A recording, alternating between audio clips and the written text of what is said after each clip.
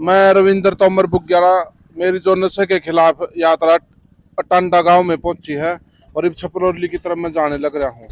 तो मैं नशे के खिलाफ घूम रहा हूं और युवा साथी नशा ना करे। जो नशा करा वह अपना घर उजाड़ेगा, मेरा कुछ नहीं जानता। हाँ, अगर नशा छोड़ोगे अपना घर बसा लेगा और नौकरी पकड़ लेगा, बढ़िया अच्छी इज्जत होगी समाज में भी। और मेरा यही संघर्ष है। उत्तर प्रदेश की मेरी यात्रा चल रही है, पूरी उत्तर प्रदेश की यात्रा करूंगा। सारा दिखा दे। और को बोलना चाहता हो तो नशे के खिलाफ बोलना चाहोगे कोई सा? भाई साहब ने बहुत बढ़िया बात बताई है जी। भाई नशा छोड़ दो, अपना घर बसाओ। भाई साहब देखो कितनी मेहनत कर रहे हैं, इनका सहयोग करो। भाई साहब पहलवान हमारे गांव टांडा में पधारे हैं, इनका बहुत बहुत धन्यवाद भाई साहब का, और इनका साथ दो भाई जी। रिक्वेस्ट है भाइयों से हाथ जोड़ के सबसे निवेदन है।